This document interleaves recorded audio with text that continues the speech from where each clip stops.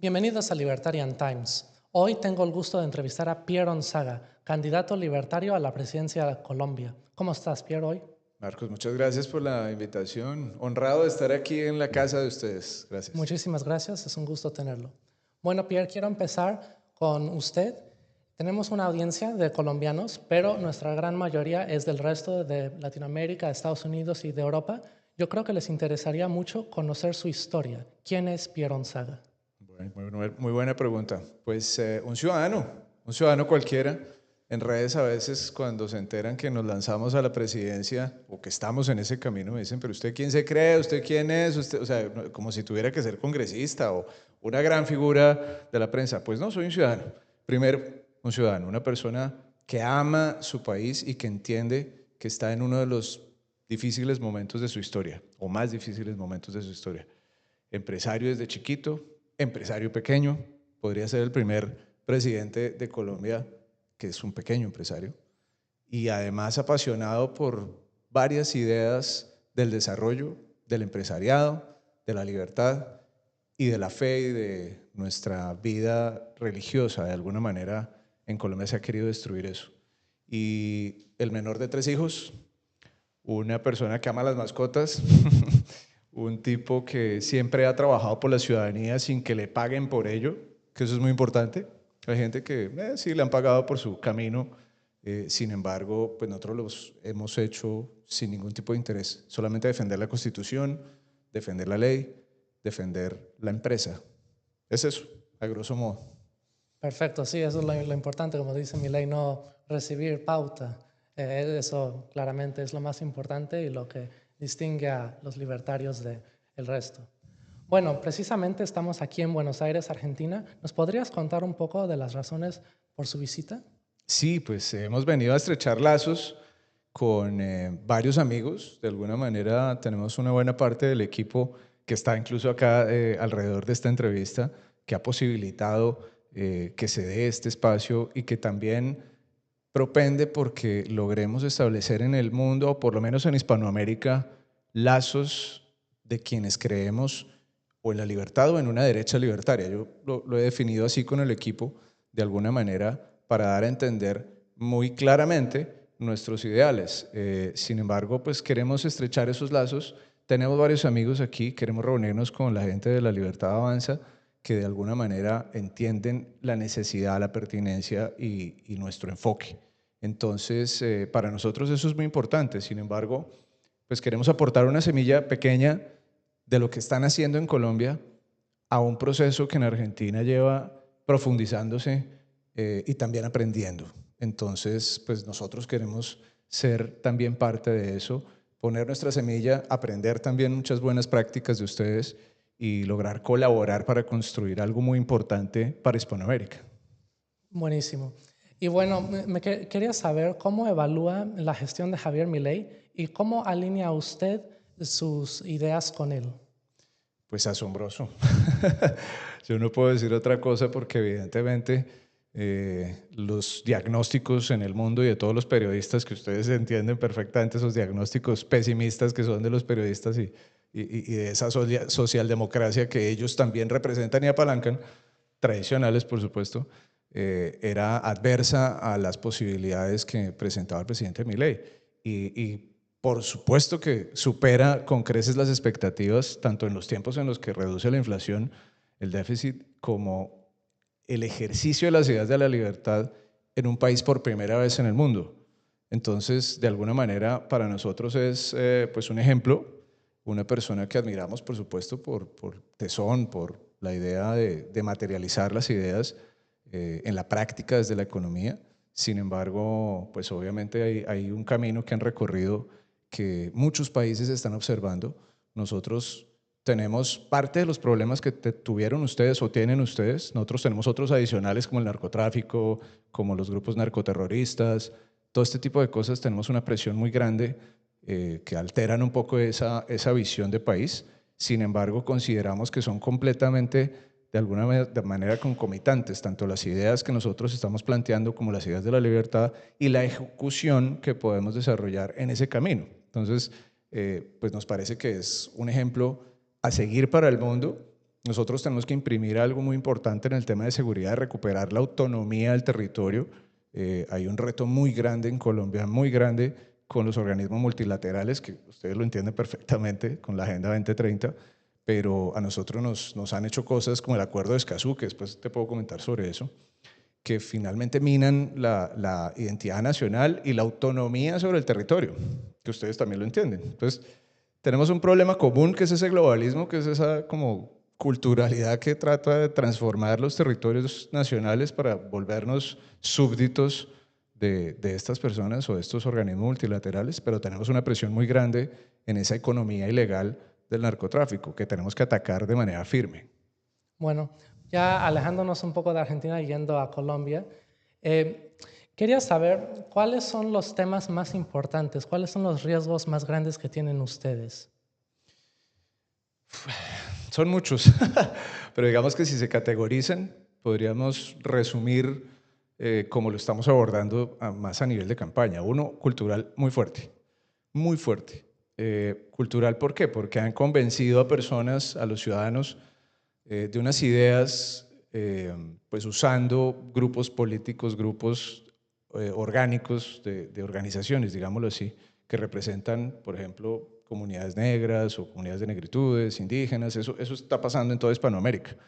Eso es un componente muy fuerte. El tema económico, evidentemente, es algo muy grave que ha venido pasando, porque igual que aquí crecieron el Estado, porque pues esos partidos políticos que operan en Colombia parece que les gusta mucho esa socialdemocracia y todos están alineados con eso, y lo que buscan es crecer el Estado para poder tener, le decimos en Colombia, corbatas, como puestos de trabajo sin que necesariamente estén trabajando esas personas. Aquí pasaba también. Sí. Eso, pues evidentemente, ayuda a que haya más corrupción, ayuda a que los dineros que se pagan por impuestos no se vean, y evidentemente pues es un círculo sin fin que genera que la inflación aumente, que la deuda aumente, y no les importa a los socialistas y a los socialdemócratas, no les importa. Lo que les importa es su tal estado del bienestar, que nos hemos dado cuenta que es un fracaso y una utopía total. Entonces lo que tenemos nosotros es un reto tanto cultural como económico y de desarrollo, porque nuestra población tiene infinitas posibilidades. De alguna manera somos un pueblo muy pujante, que es capaz de trabajar desde cero o con todas las posibilidades, pero honrada. Sin embargo, cuando le ponen en la mesa la corrupción o el camino fácil, también lo puede tomar. Entonces, por eso el tema cultural es tan importante. Ahí hay muchos retos.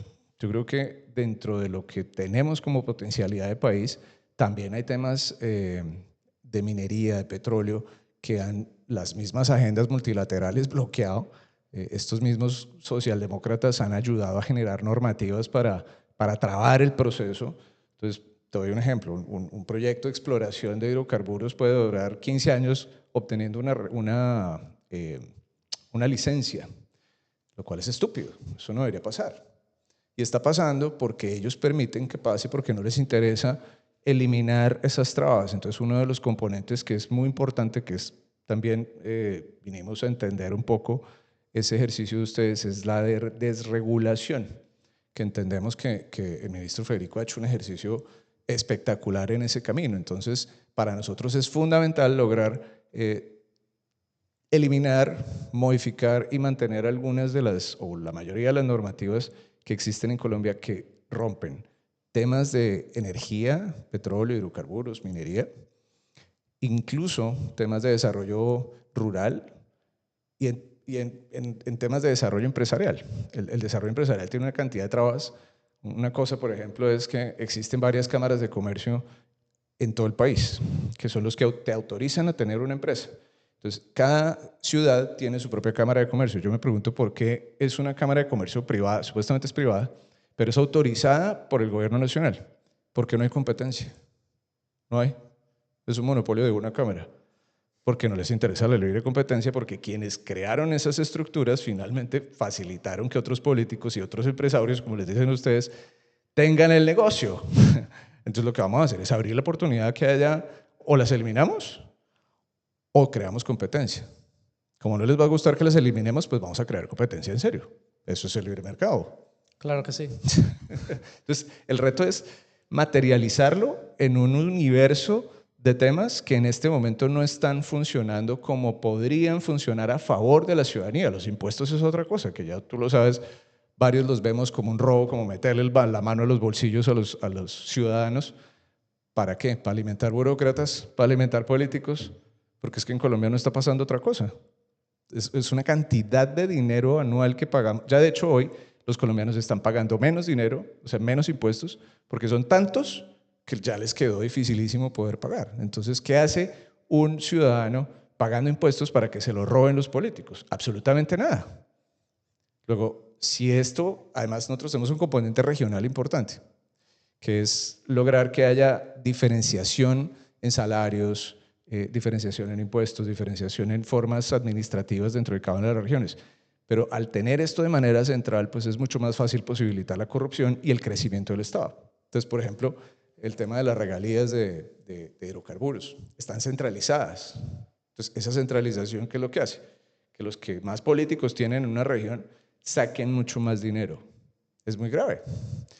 Y eso pasa por necesariamente la reducción drástica del Estado, porque ellos de alguna manera se sirven de todas esas estructuras estatales. Tienen mucha gente que sale a las elecciones, que le ponen a recoger volantes, a buscar votos, y al final cuando llegan les ponen una corbata, como lo que llamábamos hace un rato. Entonces el reto principal es ese. Y hay uno adicional que está muy relacionado con el primero cultural, que es lograr que los colombianos regionalmente se identifiquen. Nosotros tenemos mucha valía, sin embargo, no han querido esos políticos que tengamos una identidad nacional. Eso es otro reto. Entonces, ahí hay como cosas holísticas, me extendí mucho, pero básicamente ese es el reto, dentro de todos los retos que tenemos. No, está muy bien, muchas gracias por ese análisis tan profundo. Bueno, para contrastar con la pregunta de Javier Milei, ¿cómo evalúa la gestión de Petro? ¿Qué tanto daño ha hecho? Hay varias maneras de responder esa pregunta. Mira, normalmente un gobernante es elegido para cumplir unas funciones. Parece que Gustavo Petro hubiera sido elegido para destruir la nación, para destruir la República de Colombia. Parece no, fue elegido para eso. Cuando eso pasa, tú lo ves como algo exitoso, porque ha destruido las pensiones, ha destruido la salud, ha destruido la industria de hidrocarburos, ha destruido el valor de Ecopetrol en la bolsa. Destruye o trata de destruir la moral de los colombianos. Lo que pasa es que se equivoca bastante en eso, porque si hay un espíritu combativo en Colombia, es el de los colombianos. De bien, así les duela a los zurdos esa palabra, ¿no? Porque la gente de bien, yo lo digo claro y sucinto, es un taxista, un publicista o un gran empresario. Así de sencillo. Bueno, Pero para terminar un poco, la gestión de Gustavo Petro deja huecos, o más bien demuestra los huecos que él durante su supuesta vida legal, después de salir de su grupo terrorista, encontró. O sea, él definitivamente entró a la vida legal como senador o como alcalde, todos sus cargos públicos, para encontrar cuáles eran los vacíos del Estado de Derecho para poder meter la mano. Y eso lo demuestran las acciones de hoy, porque ha logrado penetrar las instituciones, amenazar a las cortes y ha logrado intimidar a esos organismos para que le pongan freno. Entonces, cuando te das cuenta de esas acciones, pues obviamente te preocupas, te das cuenta que pues, es un tipo de gobernante completamente diferente. El error de los políticos en Colombia, que yo ya estoy pensando que no es error, sino tal vez complicidad, es que pensaron que estaban ante un presidente cualquiera, cuando realmente estaban enfrente de un guerrillero, estaban enfrente de una persona que valida todas las formas de lucha, que eso es la visión socialista de Marx y todos esos desgraciados que escribieron esos manuscritos para poder dañar a la humanidad. 100 millones de muertos tienen encima, o 120, ¿no? Entonces, es una persona que cree en esas tesis. Una persona que cree en esas tesis no tiene el alma buena. Lo único en lo que cree es en destruir, porque valida todas las formas de lucha. Y si validas las formas de lucha, puedes acabar con la vida de las personas, que es lo que está pasando en la CPS, o sea, el sistema de salud en Colombia. O sea, no le importa cosas tan graves como el medicamento para el cáncer, para el SIDA, los medicamentos para la hipertensión, que está clasificado como una enfermedad grave, digamos. La hipoglicemia impidió que los medicamentos entraran y han habido muertes en ese proceso. Entonces es una persona que tiene el alma bastante mala. Sí, eso también les pasó a los venezolanos. Pensaban Sí, que frente a Chávez tenían un presidente cualquiera. exactamente. Subestimar al enemigo. Hace poquito dijo Agustín Laje algo que me gustó mucho, cuando hicieron el atentado a Miguel Uribe. No odiamos suficientemente a los zurdos. Y lo he reflexionado mucho estos días. Y de alguna manera es muy cierto, porque ellos, al validar todas las formas de lucha, es que ese es el origen de esto. Si tú y yo tenemos unos mismos valores o tenemos aquí en la mesa un acuerdo sobre nuestros mínimos comunes, podemos dialogar, hacer negocios, avanzar, a construir un gobierno, a desarrollar un país libremente. Pero si tú tienes unos y yo otros, no nos vamos a poner de acuerdo y va a ser la supremacía de uno sobre otro, que es lo que los socialistas hacen. Tocaste ese tema de Miguel Uribe. Ustedes, los candidatos presidenciales, ¿ahora cómo se sienten con la seguridad?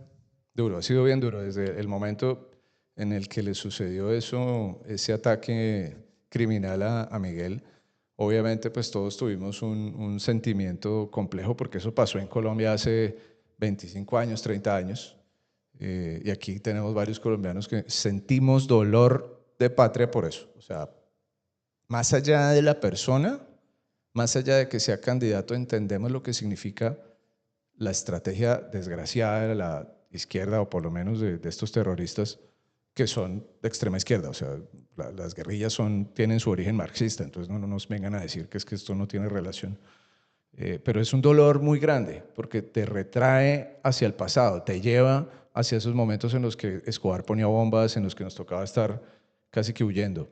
Sin embargo, pasó algo importante, y es que los colombianos también empezamos a decir, no, esto no puede seguir pasando, esto no nos puede amedrentar. Lo que yo hice particularmente es decirle a la gente, no podemos bajar la guardia, esto lo hacen para manipular la moral de los colombianos, y en cualquier país hacen eso justamente para manipular a la masa, porque la masa es la que tiene la capacidad de responder ante una ignominia como esta. Entonces, nuestra labor como ciudadanos de a pie, por eso yo siempre digo, soy un ciudadano, si usted me quiere por debajear porque soy ciudadano, pues tengo cédula, qué pecado, qué pena, tengo cédula. Entonces, el tema es, nuestra labor como ciudadanos definitivamente es dar ejemplo. ¿Y cómo damos ejemplo? Poniendo la cara, yendo a la calle, siendo candidato, ganando, por supuesto. Pero eso es lo más importante para una sociedad cuando intentan amedrentarla. Por eso las manifestaciones después son importantes. Hay un tema de seguridad complejo en Colombia en este momento que hay que sortear, que hay que buscar la mejor manera de mantener nuestra seguridad y la seguridad de nuestros equipos, pero no podemos bajar la cabeza ni la guardia por un ataque de estos, porque ese es el objetivo de los terroristas.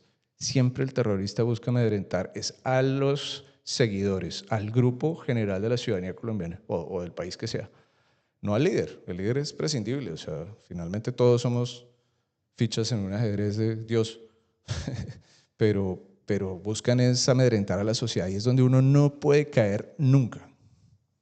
Bueno, ahora ustedes van a tener las elecciones el próximo año. Por ahora favorecen las encuestas a otros candidatos. ¿Cuál es su plan para posicionarse como el referente libertario en Colombia? Pues estamos haciendo un trabajo de base muy bonito, estamos trabajando con la gente, estamos armando unos equipos de alto desempeño geniales que la verdad estamos sorprendidos. Digamos que el ejercicio es tener técnicos, personas expertas de un perfil muy completo para que los colombianos sientan tranquilidad, porque además venimos de un gobierno en el que cualquier activista era ministro o era embajador, ¿no? Entonces, en ese orden de ideas, nosotros tenemos que lograr, y es nuestra meta, lograr tener el mejor equipo de gobierno. Y lo estamos logrando. Ese es un primer punto que muy seguramente los otros candidatos no les interesa hacerlo. De hecho, nuestras propuestas queremos llevarlas a un nivel de desarrollo muy completo, casi al nivel de paper. En ese ejercicio tenemos pues varios puntos que tocar. Otro punto, obviamente, confiamos muchísimo en el universo digital. Nosotros entendemos que hoy el mundo funciona de una manera muy diferente. Ustedes son un medio básicamente digital y muy exitoso. Y nos parece importante que en nuestros países, así como el presidente Javier Milei ha fortalecido la presencia de los medios digitales o emergentes, digamos, nuevos, en las mismas intervenciones de Milei, también debemos nosotros potenciar eso. O sea, en Colombia tener presencia mayoritaria de nuevas formas de comunicación nos parece algo muy importante y tenemos algunos aliados en ese camino y esperamos, por supuesto, contar con ustedes en otros momentos. Sí, claro que sí. Pero ese parece para nosotros el mejor de los caminos, porque fíjate que es estar en contacto con la gente, es estar en contacto directo, porque claramente tú sabes y cuantificas quiénes ven el contenido tuyo, quiénes reaccionan, quiénes nos echan la madre, bueno, así se dice en Colombia. Pero eso es información valiosísima para poder modificar cosas o crecer y avanzar. Nosotros tenemos todo el camino en este año para poder crecer y ganar, mientras que los que están arriba tienen todo el camino para caer. Excelente. Bueno, yo creo que muchas personas ni sabían que había un movimiento libertario en Colombia. ¿Cómo se están recibiendo esas ideas de la libertad? Pues hay varias organizaciones, hay varios grupos. Nosotros hemos querido presentarle una propuesta a los colombianos clara, lo más sencilla posible, porque a veces de pronto las ideas complejas no las entiende todo el público, tal como le tocó a John Locke escribir un libro sobre eso, ¿no? Sobre ensayos de gobierno y de entendimiento.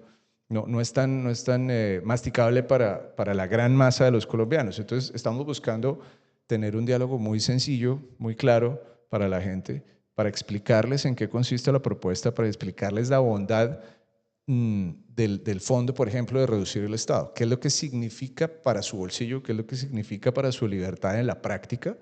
Claramente acompañado de lograr alianzas para llevar información directamente a las fuentes. Pero la clave aquí es poder hablar el lenguaje de la gente. Es bajarme yo de esta información, digamos, como tan de ángeles, como hablaba en algunos momentos, para poderle decir a la gente las bondades de este esquema y las bondades de este equipo y las bondades de este candidato. Entonces, todo de alguna manera es ser sinceros y decirle, mire, esto es lo que tenemos, esto es lo que somos y esto es lo que usted puede ser. Entonces, la recepción ha sido muy buena, por fortuna. Y hablaste sobre las ideas de la libertad creciendo en Colombia. ¿Cuál es su predisposición de la gente colombiana a esas ideas? Ok, pues de alguna manera los colombianos siempre hemos tenido un corazón libertario. Yo creo que eso, de pronto, sin que tengan la información específica, ha venido pasando desde que conquistamos nuestra libertad, evidentemente. Sin embargo, en Colombia, y es muy fácil de explicarlo, ha habido un proceso que buena parte de nuestras naciones ha sufrido, y es esta socialdemocracia que se ha obstinado por tratar de resolverle todos los aspectos de la vida a la gente, que ha creado unos monstruos de Estado inmensos. Entonces la gente, perdón el término, no es bruta, no es pendeja, y entiende que todo ese dinero se va a los bolsillos de ellos y no al desarrollo ni personal ni del país. Entonces, eso es una de las misiones que tenemos nosotros, poderles explicar esa bondad, poder quitar de alguna manera la venda de los ojos para que la gente diga, oiga, sí, yo puedo desarrollar mi familia, yo me puedo desarrollar como persona, yo puedo crear empresa, porque en Colombia hay una cantidad de barreras, no para crearlas, porque es que en Colombia les encanta a las cámaras de comercio hacer estadísticas sobre cómo se crean las empresas y cuántas empresas se crean al año, y eso pues para mí no dice absolutamente nada de la economía, porque es que se crean y al año cerca del 80% se liquidan. Eso es grave. Entonces, pero la estadística que miden en esas cámaras es qué tantas se crean. Entonces, es materializar para el ciudadano colombiano en la práctica cómo le benefician esas ideas. Pero que somos libertarios desde el comienzo, los colombianos de ADN claramente lo somos porque conquistamos nuestra libertad, no la regalaron.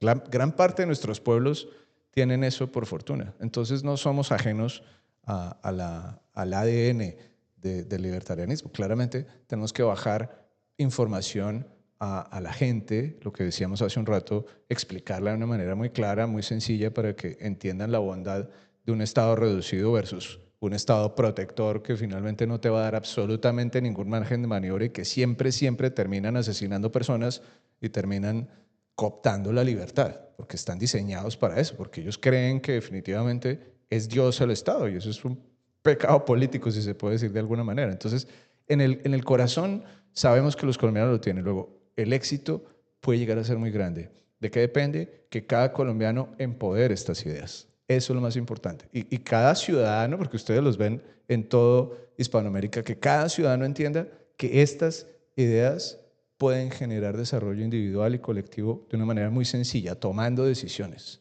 Excelente, muy interesante esta información sobre la gente colombiana. Bueno, Quiero tocar el tema de CIPAC, que son unos eventos muy importantes que ahora están creciendo en Latinoamérica. Ya hubo en Sí, muy Argentina, importantes. en México, en Brasil. ¿A usted le gustaría formar parte de tales políticos como Eduardo Verástegui, Eduardo Bolsonaro, Vitar? Sí, claro, de hecho nos conocimos con Eduardo Vitar hace un tiempo, hicimos una reunión en Bogotá muy importante, comenzamos de alguna manera a trabajar juntos para poder sembrar libertad en nuestras naciones, casi que nos está tocando de alguna manera o asumiendo el rol de renovar nuestro continente entre todos nosotros, y él desde Venezuela, nosotros desde Colombia, Verástegui desde México, y claramente queremos participar.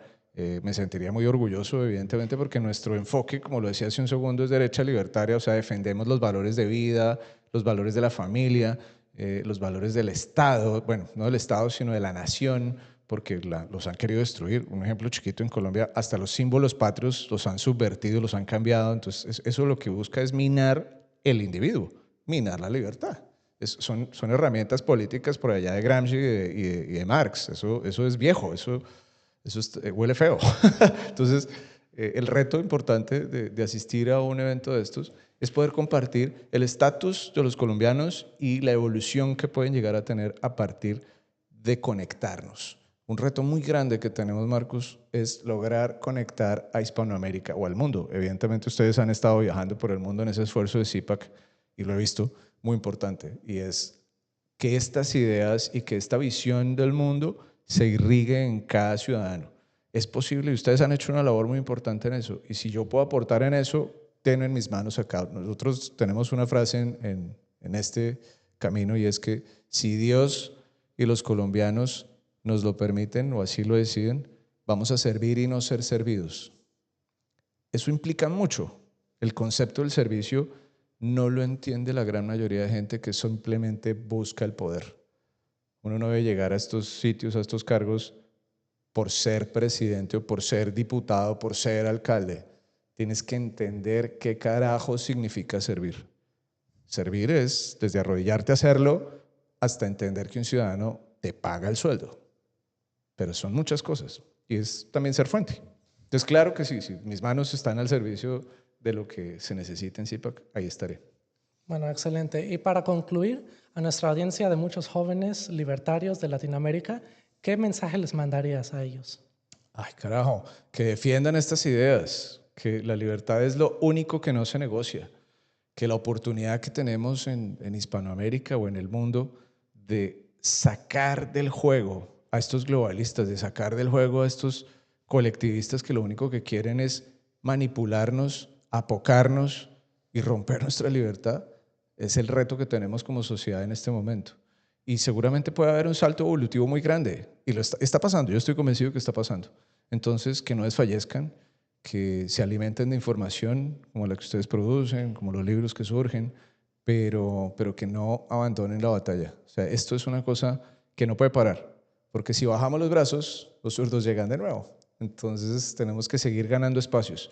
Y esa cobardía que existía de defender las ideas, de alguna manera ha venido cesando, pues tiene que acabar por completo. Yo he escuchado en Colombia a zurdos que dicen que tiene que volver a ser vergonzante ser facho, ser fascista, porque es que a los de derecha o los libertarios nos dicen fascistas, ¿no? Sí, claro. Entonces, los zurdos dicen eso, que tiene que volver a dar vergüenza. No, al carajo, tenemos que profundizar esta batalla, la cultural, la de la libertad, y tiene que ir de la mano. Yo particularmente, pues le digo a la gente, es importante que defendamos quiénes somos. Por ejemplo, los colombianos, pues tenemos un país de fe, tremendamente católico y cristiano también. ¿Por qué nos dejamos minar la familia? Por un grupo de burócratas que estaban sencillamente en la ONU y tomando decisiones para todo el mundo, porque nos daba pena ir a decir que la familia es hombre y mujer, o porque nos daba pena defender en contra del aborto, o nos daba pena defender la libertad. Pues no nos puede dar pena. Entonces no pueden bajar los brazos.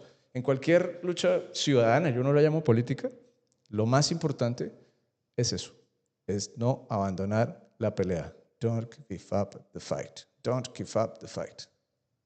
Muchísimas gracias por estar aquí, Pierre. Fue un gusto tenerte aquí. A ti muchas gracias, a Libertarian, de verdad una experiencia espectacular. Ustedes son muy queridos, a todo el equipo, y gracias de corazón, Marcos, por este espacio y por esta oportunidad. Y les deseo mucha suerte también en el resto de su estadía en Argentina. Dios mediante, amén.